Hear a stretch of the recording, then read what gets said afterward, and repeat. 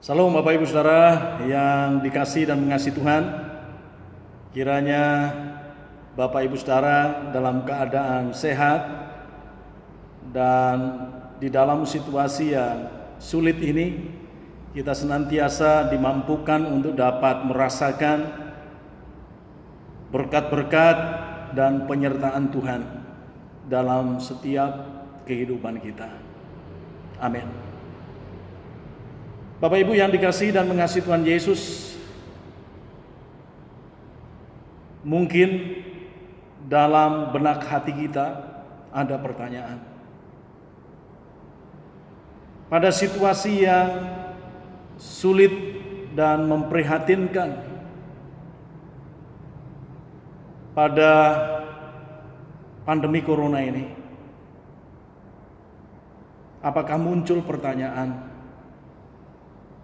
apakah Tuhan peduli kepada setiap kita yang saat ini merasakan kesulitan dan keprihatinan, bahkan penderitaan, kesedihan, dan perkabungan akibat pandemi virus corona? Menjawab apakah Tuhan peduli kepada kita?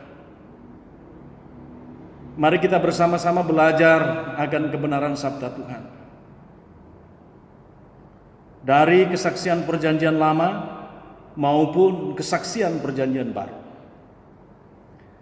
Yang sudah siap dengan Alkitab silahkan dibuka dalam Ulangan pasalnya yang ke-31 ayatnya yang ke-6.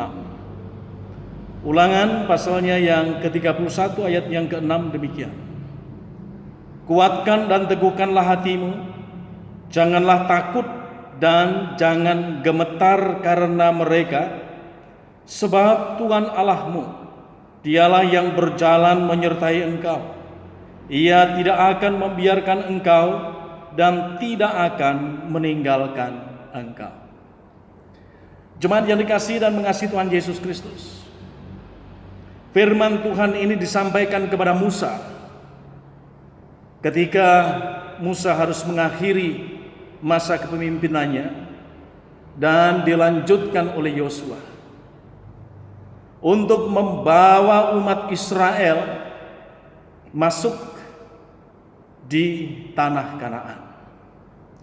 Tentu tantangannya tidak mudah.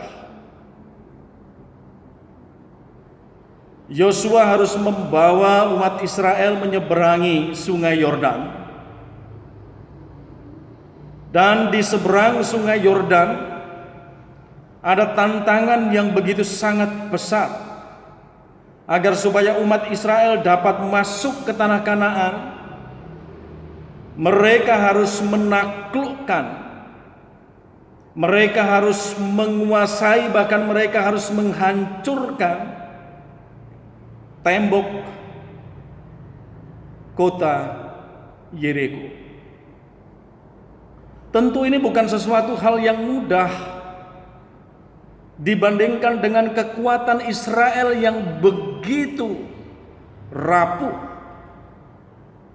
Kalau dibandingkan dengan kekuatan bangsa Kanaan, terlebih harus menaklukkan benteng, harus menaklukkan kekuatan dari kota Yeriko. Tetapi apa yang terjadi Bapak Ibu Saudara? Melalui Musa, Tuhan memberikan kekuatan kepada Yosua dengan mengatakan, kuatkan dan teguhkanlah hatimu. Janganlah takut dan jangan gemetar karena mereka, sebab Tuhan Allahmu, Dialah yang berjalan menyertai engkau. Ia tidak akan membiarkan engkau dan tidak akan meninggalkan engkau. Yang kita petik dari sini terkait dengan kepedulian Allah terhadap bangsa Israel, khususnya pada kepemimpinan Yosua, bahwa Allah tidak akan membiarkan Israel dan Allah tidak akan meninggalkan Israel. Itu adalah pernyataan, itu adalah janji Allah. Nah, Bapak Ibu Saudara yang dikasihi dan mengasihi Tuhan, Kalau kita berbicara soal kepedulian, kita diingatkan kepada cinta kasih Allah, kita diingatkan kepada kesetiaan Allah akan menyertai, akan memberkati, dan terus akan membawa bangsa Israel itu menuju tanah Kanaan, tanah yang sudah dijanjikan oleh Allah kepada leluhur Israel. Nah, saudaraku, jikalau kita mengaku bahwa Allah itu adalah Allah yang penuh cinta kasih, sudah dapat dipastikan bahwa Allah itu peduli terhadap umat yang dikasihi dan dicintainya, termasuk juga kita. Karena Allah mencintai kita, pasti Allah peduli dengan kita.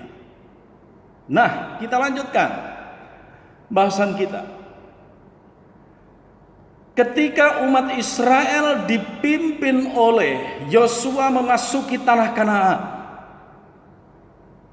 dan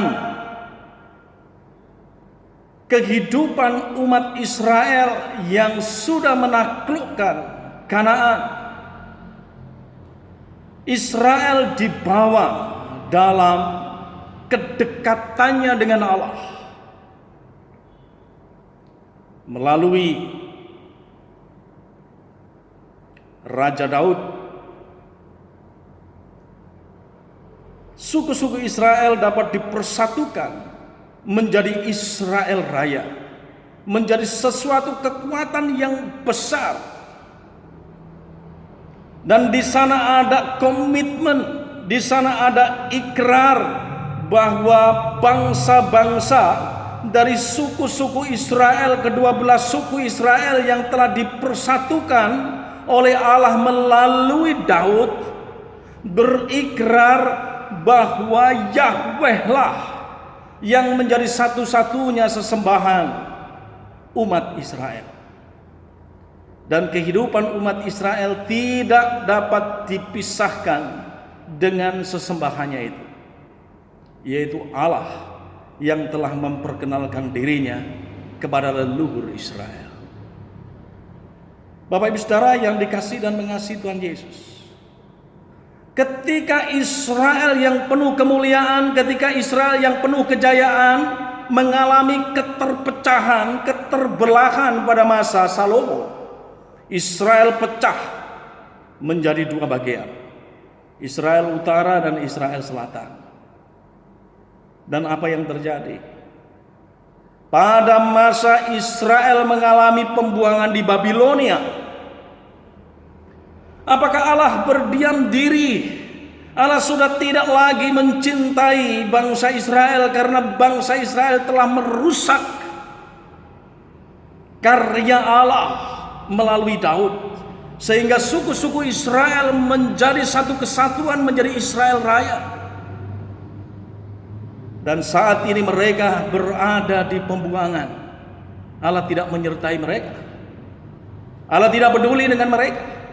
Tidak, Allah tetap peduli dengan mereka yang terbuang. Nah, kita bisa membacanya dalam Yesaya 49.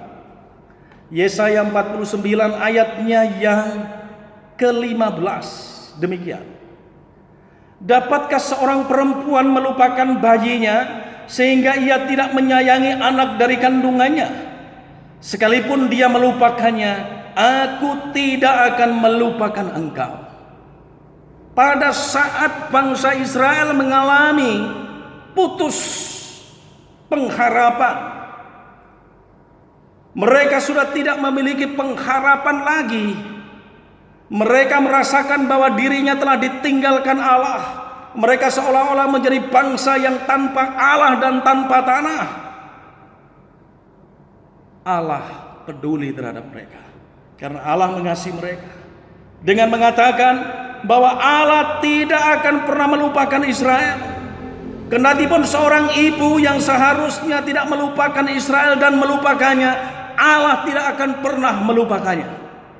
Itu berarti kasih sayang Allah terhadap umatnya melebihi kasih sayang seorang ibu.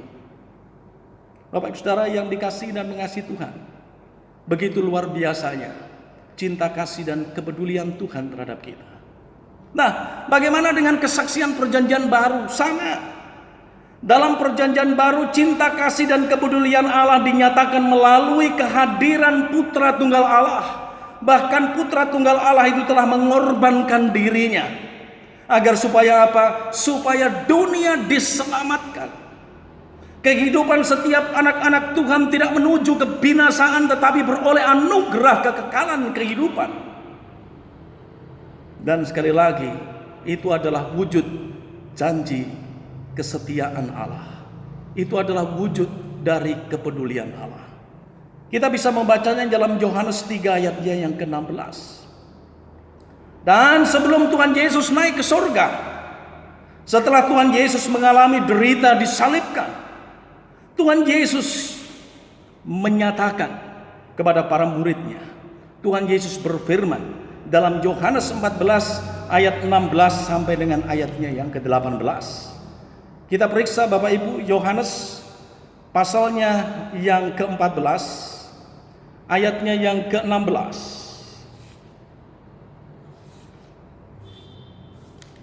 Dan ayatnya yang ke-18.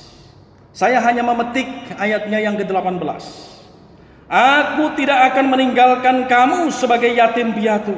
Aku datang kembali kepadamu. Dan dalam Matius 28 ayat 20 jelas Tuhan Yesus mengatakan sebelum dia bangkit ke surga bahwa aku akan menyertai engkau sampai akhir zaman. Disitulah kemudian kita dikuatkan sebagai anak-anak Tuhan dalam menghadapi kesulitan-kesulitan hidup akibat virus corona ini. Kita percaya kasih setia Tuhan tidak pernah diingkarinya. Tuhan tidak pernah melupakan kita. Tuhan senantiasa mengingat kita. Bahkan Tuhan akan terus peduli kepada kita sampai dengan akhir zaman. Mari kita kuat saudaraku, dan terus dikuatkan dalam iman dan pengharapan, sehingga kita tidak akan pernah meragukan cinta kasih dan kepedulian Tuhan Yesus terhadap kita. Tuhan memberkati. Amin.